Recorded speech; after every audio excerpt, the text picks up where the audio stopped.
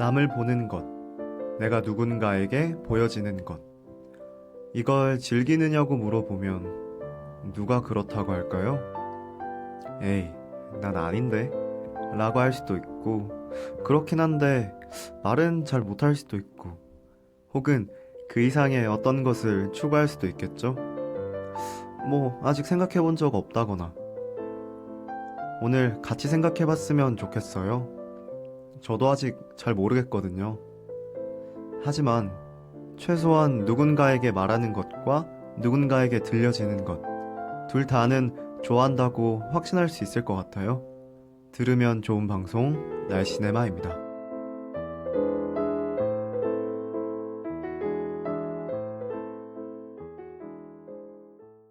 저는 호스트 유라실입니다. 이 창을 분명 다뤘던 것 같은데 제목에 써져 있어서 또 하나? 라고 생각하신 분이 있었을 것 같아요. 과제 특집편에서 잠깐 다뤄봤었고요. 이창이라는 영화는 개인적으로 준비했었던 내용이 많아서 아쉬움이 남더라고요.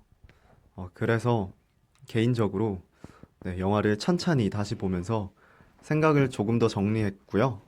아무래도 이렇게 전달해드리는 게 낫겠다 싶어서 기획을 한번 해봤습니다. 이번 편은 영화를 좀 더 딥하게 들어가서 생각해 볼 수 있는 주제들, 연출들, 혹은 작품 내적, 외적 지식들을 작품에 대입해서 영화를 풀어보려고 하고요. 스포일러도 포함되어 있으니까 주의해 주시면 좋을 것 같습니다. 근데 어쩔 땐 다른 사람 의견을 듣고 그리고 작품을 감상하는 것도 좋더라고요. 네. 영화를 보셨든 안 보셨든 라디오를 들으셨으면 좋겠다는 말을 한번 해봤고요. 영화를 빨리 들어가죠. 우선 계속 나올 관음, 관음증, 그거에 대한 얘기를 먼저 해볼까요? 다들 관음하는 거, 혹은 관음 당하는 거, 좋아하시려나 모르겠어요. 쉽게 말해서 남을 엿보면서 쾌락을 느끼는 것, 그걸 관음증이라고 하고요.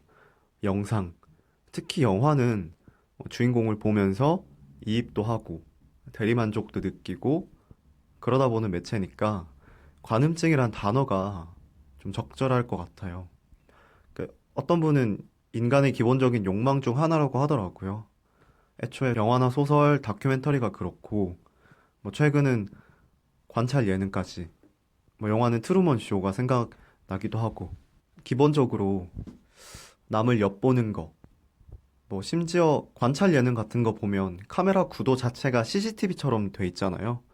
그래서 마치 예능 속의 인물들이 카메라를 전혀 의식하지 않고 행동하는 것 같고 나는 그런 사람들의 일상생활을 진짜 엿보는 기분이 들고 어쩔 때는 꾸며진 줄 알면서도 보게 되는 묘한 감정이 들더라고요. 그래서 이 영화는 어떻게 그런 감정들을 끌어올리고 인간의 심리를 저격하는지 거기서 우리는 어떤 생각을 해볼 수 있을지 라고 말할 수 있을 것 같아요. 영화를 본격적으로 스토리부터 하기 전에 노래 한 곡 듣고 시작할게요. 전람회 하늘 높이. 난 힘들다면 너의 생각을 하지 길을 걷고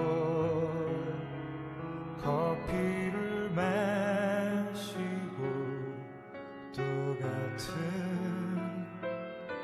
삶 속에서 나 어느새 지쳐버렸는지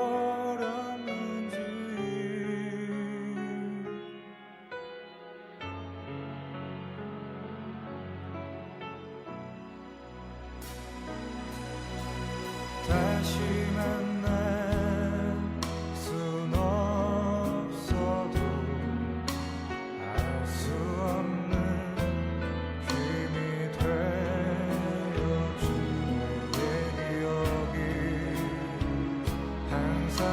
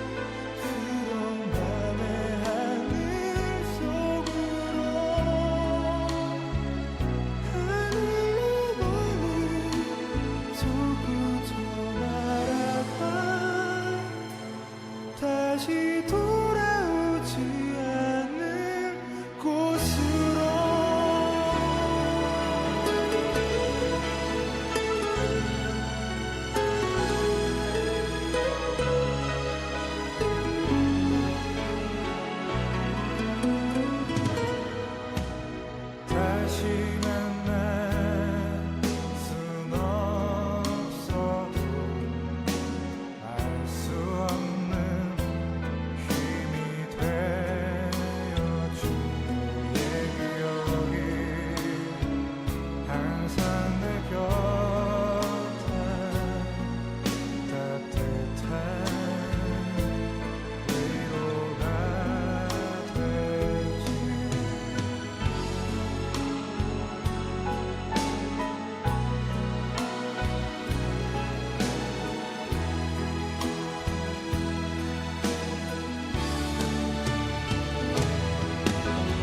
떠나가던 그 저녁에 나는 몹시 알고 싶었지. 별이 맺은 하늘을 향해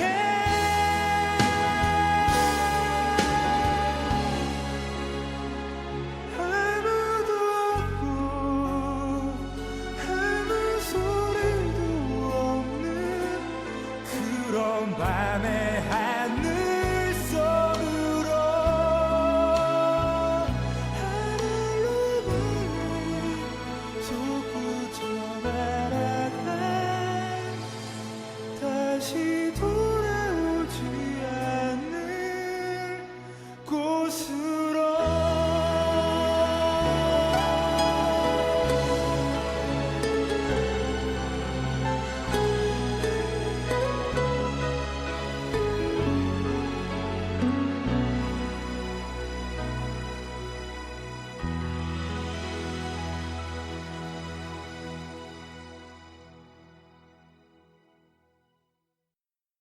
I can smell trouble right here in this apartment.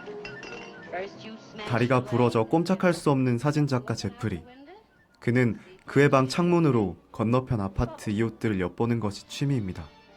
어느 날 이웃 중 평소 사이가 좋지 않았던 부부의 아내는 사라지고 남편이 소널드는 큰 가방을 들고 왔다 갔다 하는 등 의심스러운 행동을 보이기 시작합니다.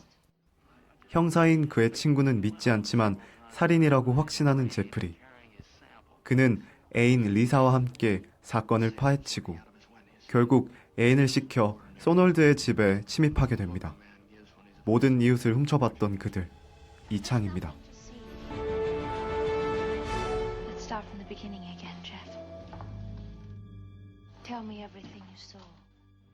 네, 1954년 영화고요.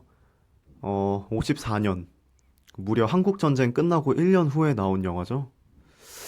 참 대단하다는 생각이 들어요. 미국의 어떤 과거 작품들을 보면. 알프레드 히치콕, 그 유명한 알프레드 히치콕 감독이시고요. 그 외에 그레이스 켈리라는 또 유명한 여배우가 나오시죠. 노래도 그레이스 켈리라는 노래도 있는. 네, 되게 옛날 영화 같은데 그렇게 지루하지는 않은 게 보편적인 유머나 현재도 먹히는 이 사회 비판이 있어서 그다지 지루하지는 않고요. 뭐 영화사적으로도 의의는 당연히 있겠지만 이 영화, 그러니까 스릴러 장르, 이 장르 자체로도 이야기의 완성도가 있는 영화라 보면 충분히 재미있으실 것 같아요. 먼저 핵심적인 설정이랑 영화의 어떤 의의를 먼저 말씀해 드리면 이건 영화에 대한 영화, 혹은 영화를 보는 관객을 다룬 영화다라고 정리를 하면 될 것 같고, 우선 주인공과 영화를 보는 관객들을 동일시하는 설정이 나오거든요. 대체적으로 영화가 주인공을 설정하는 방식에서 주인공이 맡은 몇 가지 이렇게 포지션이 있는데, 예를 들어서 주인공을 현실과 너무 동떨어지게 그려서 관객으로 하여금 그 영화를 제3자의 시선으로 한 발짝 떨어져서 보게 하는 방법이 있을 수 있겠고, 혹은 보편적인 어떤 대중의 심리를 가진 주인공을 써서 공감의 방식으로 영화에 이입하는 방법이 있을 수도 있고요. 뭐 다른 하나는 주인공이 철저하게 관찰자로 나오면서 주변 인물들에 집중하게 하는 거죠. 그러니까 이 경우에는 주인공 대사 대부분을 질문으로 채운다든지 해서 이야기에 판을 깔아주게 하거나, 혹은 대사가 거의 없이 그냥 그 상황에 던져지는 캐릭터로 둬서 관찰자가 되는 경우도 있겠죠. 이 영화 이창은 좀 이따가 자세하게 말할 거지만 주인공을 관객 그 자체로 표현하고 은유했다. 누구도 주인공을 보지 못하지만 자신은 타인을 훤히 볼 수 있는 창문에 앉아서 그들의 일상을 훔쳐보는 주인공으로 설정이 되거든요. 그리고 그 타인의 일상이 담겨 있는 영화를 관람하는 우리 관객들, 이 두 명을 동일시했다고 보면 될 것 같아요. 그래서 이렇게 시점이 동일하다 보니까 우리는 주인공한테 엄청나게 이입이 될 수밖에 없겠죠?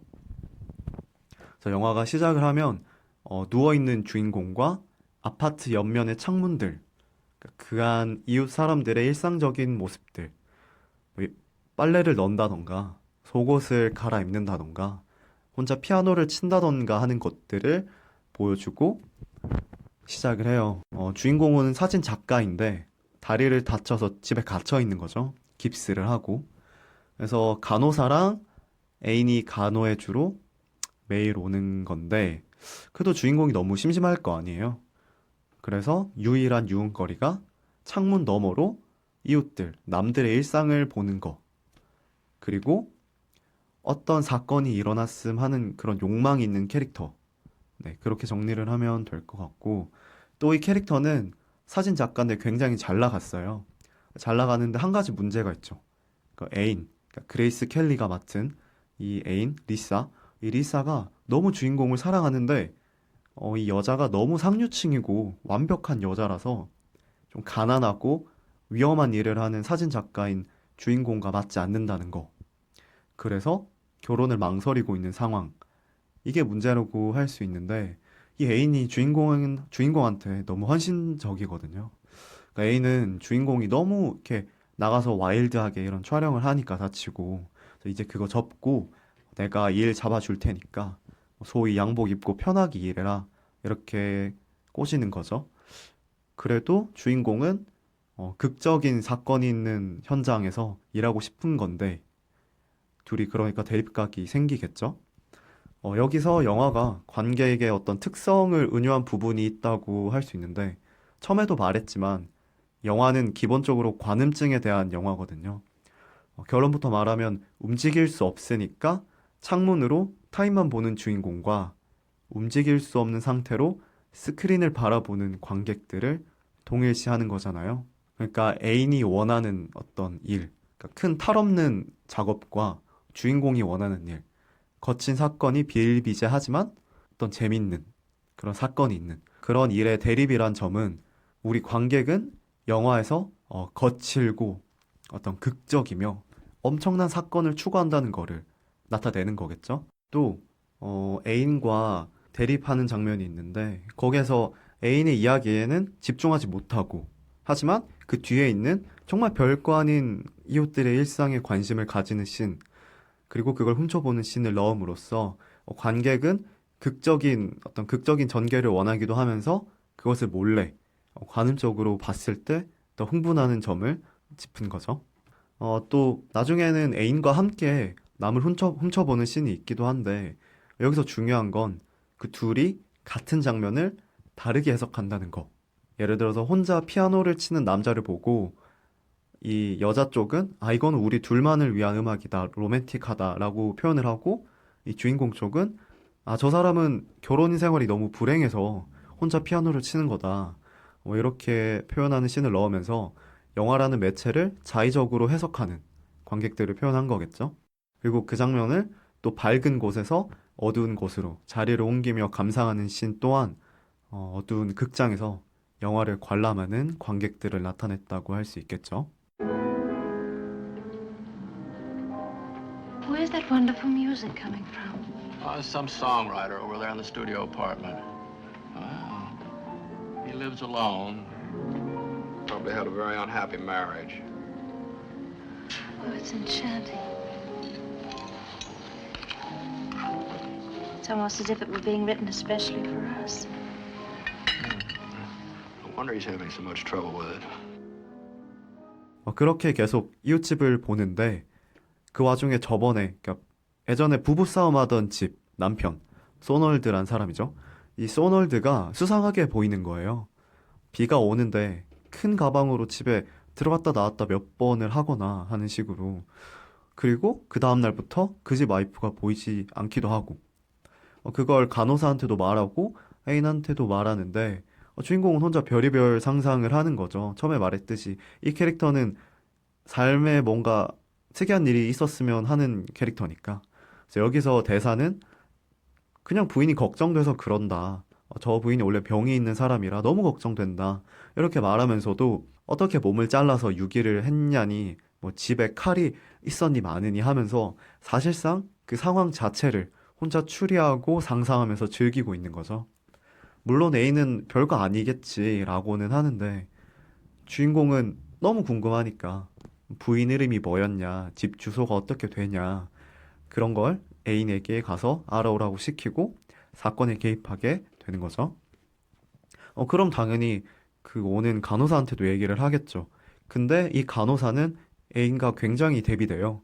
사건을 듣고 흥미를 가지고 어디서 몸을 잘랐을까? 뭐 피를 잘 뺄 수 있는 욕조가 아니겠느냐? 이런 식으로 추리를 하거든요. 주인공 말에 관심을 가진다는 뜻인데 그렇다면 당연히 자기 말에 동조를 해주니까 주인공도 같이 막 신나서 같이 떠들어야 되는데 그 씬에서 정작 주인공은 언짢아 한다는 말이에요. 영화가 훌륭한 부분 중 하나가 이 메인 사건을 전개하면서도 중간중간에 인간과 관객의 심리를 잘 이용한다는 건데 뭐 그게 물론 섹시한 이런 여성을 보여주면서 섹슈얼한 욕망을 채우는 것도 있겠지만 간호사의 관심에도 언짢아하는 주인공을 보여주면서 아마 관객은 영화를 남과 함께 관람하면서도 관객 자신의 관전을 남과 공유하기 싫다는 거죠. 이런 어떤 경험의 소유욕 그런 걸 나타낸 게 아닌가 싶고 이건 다른 씬에서도 찾을 수 있는데 영화 초반부에 그 창문으로 새 집에 들어온 신혼부부를 보는 씬이 있거든요. 잠깐 상황 설명을 하면 집 주인과 함께 신혼방에 들어온 신혼부부가 집 주인과 함께 방에 있는 것을 굉장히 불편해해요. 둘이 키스를 하려다가도 눈치가 보여서 못하고 둘만 있고 싶어서 초조해 하는데 집주인이 있으니까 못하는 거죠. 그러고 나서 집주인이 필요한 게 있으면 부르라 하고 드디어 나가는데 나가자마자 키스를 해요. 중요한 건 여기서 신혼부부가 문을 열고 굳이 밖으로 다시 나가서 다시 집에 들어와요. 마치 처음 집에 들어온 듯 행동을 하는데 여기서 대사는 당신을 안고 문지방을 넘어야 해. 이런 대사를 하면서 나갔다가 다시 들어온단 말이에요. 그래서 이렇게 사람들은 남의 시선을 불편해함과 동시에 기억까지 왜곡을 시키는 거죠. 그러면서 온전한 자신들만의 무언가를 원하는 이런 걸 표현한 게 아닌가 싶고 결국 그래서 인간은 이런 소유욕과 독점욕을 가진 존재다. 기억에서까지 라고 표현을 하는 거죠. 네, 여기서 노래 하나 듣고 올까요? 한국에서 유독 인기가 많은 밴드라고 하네요. 리알토의 Summer's Over. Kamikaze seagull planes fighting over chip shop takeaway remains when you're walking on the cliffs you can't help thinking of how far down the sea is and what if it should give I didn't mean to bring you down. Summer's over, seaside town. She says we shouldn't have come so far. This seaside town, summer's over. Empty pubs echo with sounds. Jukebox selections that keep going round and round. And maybe rain is all we need to come and wash the sun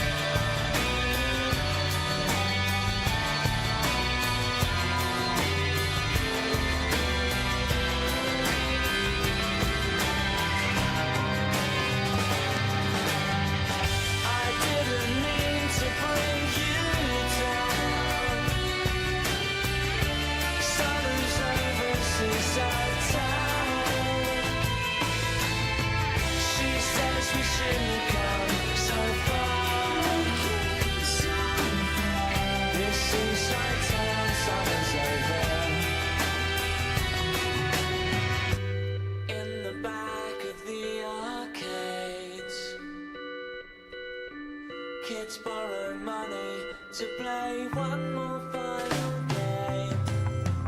While mothers wait in family cars,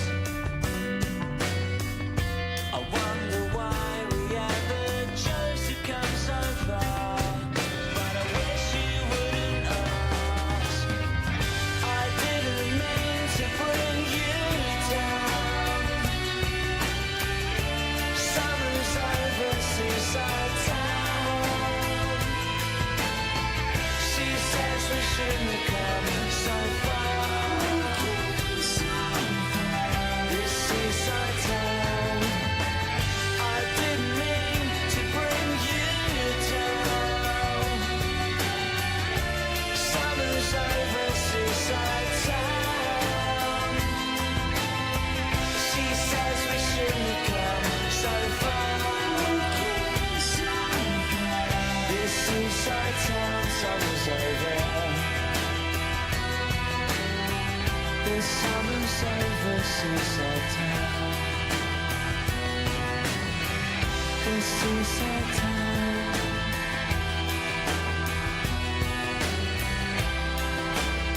Summer's over.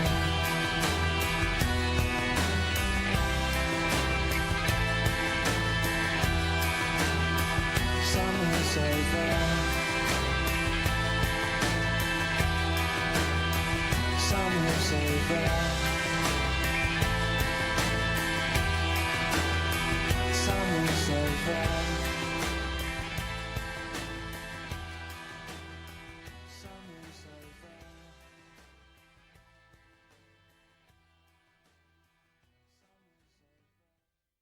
그렇게 아직 살인인지 아닌지 확실하지 않은 상황에서 주인공 친구인 형사까지 나오게 되는 거죠. 이 형사는 다른 이웃들의 증언까지 얘기를 해주면서 이 적극적으로 사건을 부정하거든요. 이런 식으로 이야기에 혼란을 주면서 서스펜스를 유발하는 거겠죠. 근데 역시나 애인과 주인공은 끊임없이 의심을 하고, 그러면서 주인공과 애인이 소널드가 아내를 죽이지 않았다는 사실에 실망하는 자신들이 괴물 같다, 이렇게 말하기도 해요.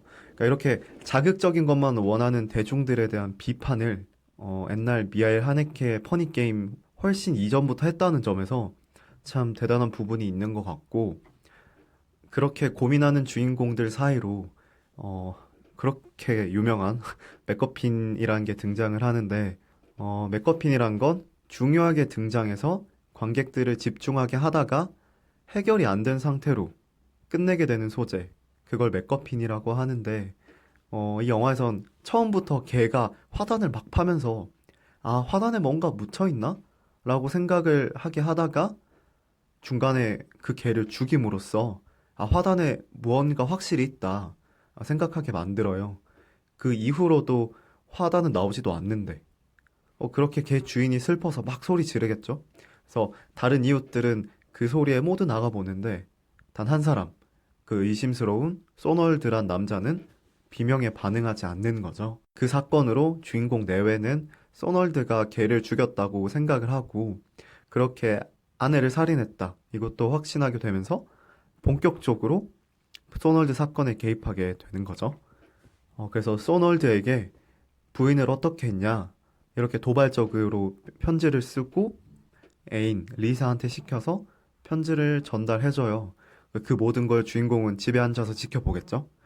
그래서 주인공이 잘 안 보여서 카메라 렌즈로 확대해서 보잖아요. 그래서 애인이 이웃집에 침투하는 장면도 주인공의 시점인 카메라 렌즈 시점으로 진행되게 되는 거죠. 그래서 심지어 소널드 집에 전화를 해서 편지 잘 받았냐고, 당신이 부인을 죽인 걸 알고 있는 사람이다, 나는 호텔에서 기다릴 테니까 나와라, 이렇게 집 밖으로 유인한 뒤에 마당 꽃밭을 파는데 아무것도 없는 거죠. 그러니까 주인공 생각은 이 화단 밑에 그 아내를 죽여서 유기를 한 줄 알았는데 아무것도 없는 거죠. 그러니까 여주인공은 그 소널드가 집에 없는 틈을 타서 몰래 그 증거를 찾아오겠다면서 집에 침입하게 되죠. 주인공은 당연히 불안하겠죠. 살인자 집에 들어간 건데. 여기서 여주인공이 관객의 손발을 대신했다고 그렇게도 말할 수 있는 연출인데, 점진적으로 관객의 궁금증을 해소하고 결국은 엄청 과감한 방식으로 사건에 참여하게 되는 거죠. 하지만 관객은 여전히 움직일 수 없기에, 주인공과 함께 여전히 움직일 수 없기에 무기력함과 서스펜스가 극대화되게 되는 거죠. Lisa, what are you doing? Don't go. Come on, get out of there. She said, ring Sorrell's phone the second you see him come back. I'm gonna ring right now. Oh, no, give her another minute.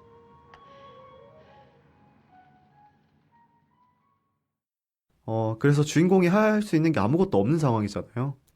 결국 여주인공은 들키지 않게 숨지만 결국 소널드에게 발각이 되고 소널드가 여주인공을 해코지 하려는데 어쩌겠어요. 주인공은 아무것도 못하니까 경찰에 전화라도 걸어서 그걸 저지하려고 하는데 이 전편에서도 과제 특집에서도 잠깐 말하긴 했지만 영화 자체가 관객을 영화에 참여시키는 전개여서 관객은 주인공과 같은 시야를 공유하고 같은 공간에 있게 되는 거죠. 그러니까 마치 제 4의 벽처럼 관객과 주인공은 누구도 자기를 볼 수 없다는 어떤 무의식이 생기게 됐던 거죠. 그래서 이 무의식의 벽을 넘는 씬이 이 씬인 건데 주인공의 신고로 경찰이 오게 되죠. 그리고 경찰과 그들은 실랑이를 하게 되고 주인공은 사진기로 그걸 봐요. 소널드의 집에서 아내 살인의 증거를 찾았는데 그게 뭐냐면 손가락 반지인 거죠. 아내가 죽은 게 아니라 그냥 여행을 가서 집에 없었던 거면 네 번째 그 손가락 반지를 빼지 않았을 테니까 당연히 집에 있을 리가 없겠죠. 근데 그 반지를 여주인공은 찾은 거죠. 그러니까 아내가 어떻게 됐다는 건데 그 사인을 주인공한테 보내요. 어떻게 보내냐면 몰래 자기 손가락의 반지를 가리키죠. 그걸 주인공의 카메라 시점에서 보여주다가 소널드가 그 의심스러운 행동을 눈치채게 되는 거죠. 아, 누가 계속 여길 보고 있구나. 그래서 주인공의 카메라를 발견하게 되고 소널드가 렌즈 정면을 보면서 우리와 그리고 주인공과 눈이 마주치게 되죠. 흔히 영화에서 이 배우는 카메라 정면을 보지 않잖아요. 영화적 문법에 어긋난다고 해서. 하지만 여기선 주인공의 사진기가 사실상 영화를 찍는 카메라를 대신하고 있어서 이 소널드가 주인공 사진기를 보는 게 카메라 정면을 보는 게 씬이 어색하지가 않은 거죠. 그래서 이 씬은 타인의 시선에 노출된 사람은 당연히 당황과 공포를 느끼게 되는데 이 영화의 이 장면은 영화 전체적인 연출적인 반전임과 동시에 관객의 무의식을 잘 이용한 스릴이라고 생각이 들어요. 기본적으로 관객은 영화 속 인물에 개입하지 못하듯이 반대로 영화 속 인물도 관객한테 직접적으로 피해를 끼칠 수는 없잖아요. 하지만 주인공과 관객 둘 다 그 악당이죠. 소널드. 그 악당과 눈이 마주침으로써 서사적으로는 주인공에게 공포를 준 거고 그 소널드랑 눈이 마주치면서 시각적으로 관객에게 공포를 준 씬인 거죠. 그래서 그 여주인공이 방에 침입하고 들킬 뻔하고 뭐 이런 스토리가 너무나 당연한 것처럼 생각되지만 이 영화에서는 앞서 말했던 일련의 과정들로 관객이 영화에 최대한 이입되게 했다. 그래서 마지막 임팩트가 정말 컸다. 이렇게 정리를 할 수 있을 것 같고 그래서 하여튼간 여주인공이 소널드의 집에서 아내 살인의 결정적인 증거는 발견하긴 했는데 소널드는 벌써 이 주인공 집을 알아버렸고 주인공도 움직이지 못하고 소널드는 결국 주인공 집에 쳐들어오게 되는 게 클라이막스죠. 그래서 그 소널드가 주인공한테 막 다가오니까 주인공은 그 옛날 카메라 플래시를 터트려서 소널드를 잠깐 멈칫하게 만드는 거예요. 그러니까 카메라를 찰칵하니까 엄청난 플래시 불빛이 나와서 소널드가 당황하고 잠깐 저지되고 그런 식으로 시간을 끄는 건데 이 옛날 플래시는 그랬나 봐요. 한 번 찍고 또 갈아야 되나 봐요. 그래서 하나씩 플래시를 터트리고 다가오는 소널드의 눈을 멀게 하는 거죠. 그렇게 경찰이 결국 제압하는 결말인데 저는 조금 옛날 티가 난다고 생각은 했어요, 솔직히. 액션이 조금 허술하긴 했는데 이 카메라 플래시를 터트린다는 게 굉장히 메타포로 다가왔거든요. 저한텐. 이 플래시를 하나씩 갈 때 마치 총알을 혹은 샷건 이런 걸 장전하는 것 같이 느껴졌는데 사실 세계 최초의 이 연속 사진 카메라 그것도 리볼버 방식으로 동작을 하거든요. 그래서 총이랑 정말 똑같이 생겼어요. 아마 이 점 때문에 영어에서 슈팅이란 단어가 카메라로 촬영하는 뜻과 총을 쏜다. 둘 다의 의미를 가진 게 아닌가 싶고, 사용 방법 자체도, 현재 카메라 사용 방법도 총이 생각나기는 해요. 뭐 예를 들어서 초점을 잘 맞춰서 쏴야 된다든지, 혹은 셔터를 누를 때 흔들리지 않게 찍으려고 숨을 참는다든지, 총도 물론 방아쇠를 당길 때 숨을 참거나 천천히 내뱉어야 되죠. 이런 부분 때문에 카메라가 총에 비유되기도 하고, 이 영화의 마지막 장면에서도 카메라를 마치 총을 쏘듯 연출한 게 아닌가 싶어요. 해피엔딩인 만큼 조금 사랑스러운 노래를 듣고 와야 될 것 같아요. 렉스 오렌지 카운티의 해피니스. I'll be the one that stays till the end, and I'll be the one who needs you again, and I'll be the one that proposes in a garden of roses, and truly loves you long after our curtain closes. But will you still love me when nobody wants me around? When I turn 81 and forget things, will you still be proud? 'Cause I am the one that's waited this long, and I am the one that might get it wrong, and I'll be the one that will love you the way I'm supposed to, girl.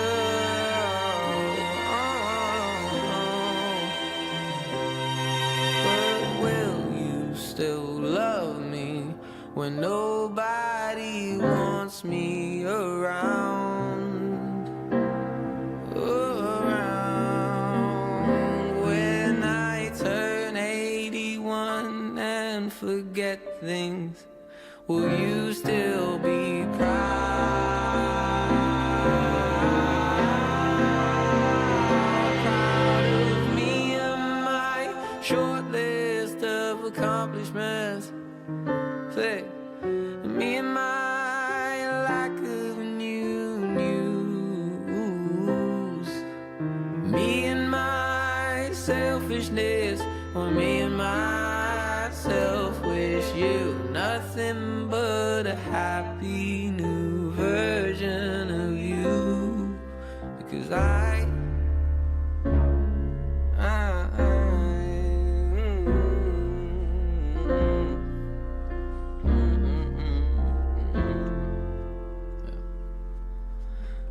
want you to tell me you find it hard to be yourself, so I can say it's gonna be alright.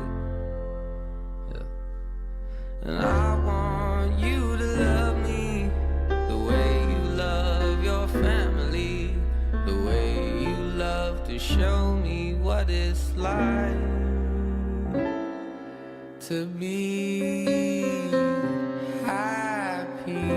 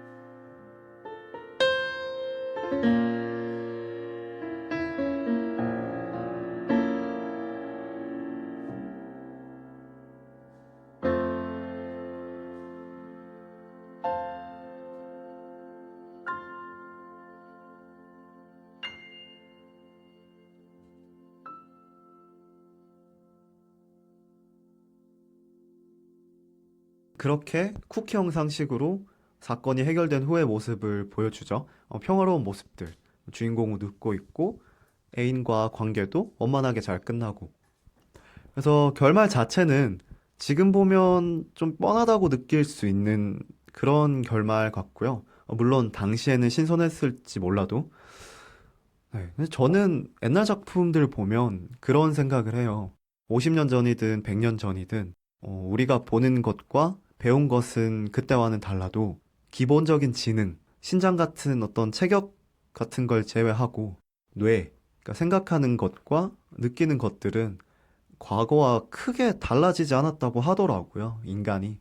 왜 똑같이 어둠이나 어떤 무서운 포식자들에게서 공포를 본능적으로 느낀다거나 뭐 거짓인 줄 알면서도 영화나 소설 보면서 눈물을 흘리거나 하잖아요. 그래서 우리 뇌 자체는 크게 바뀌지 않았다는 말을 들었는데, 그래서 과거 작품들 보면 그런 생각이 나더라고요. 지식 정보의 차이는 있어서 새로운 기법 같은 것들을 느끼는 신선함. 그건 분명 다르겠지만 원초적인 느낌들, 스릴이나 재미나 하는 것들은 과거 사람이나 지금 우리나 같다고 생각이 들어요. 오늘 영화도 약 한 70년 전쯤 된 영화고, 이렇게 막 장면 장면 분석하듯 얘기를 했지만 원초적인 감정을 건드리는 부분이 많아서 단순 스릴러 영화로 봐도 상당한 스릴이 있고, 사회 비판적인 면으로 봐도 지금도 해결되지 못한 어떤 사회 치부들이 있는 것 같고, 그래서 충분히 전 재밌더라고요. 훌륭한 영화는 다양하게 해석될 여지가 많죠. 네, 다양한 시선 중에 이런 시선도 있었네요. 이렇게 생각을 해주셨으면 네, 좋겠고요. 이 영화 날씨는 그 과제 특집에서 했으니까 네, 생략하도록 할게요. 네, 궁금하시면 전편도 들으시면 네, 좋을 것 같습니다. 듣는 김에 다른 거 다 들어보세요.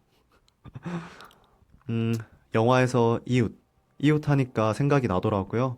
힙하지 않은 저의 힙함을 채워줄 밴드 더 네이버후드의 데디 이슈스 듣고 끝내겠습니다. 수고하셨습니다.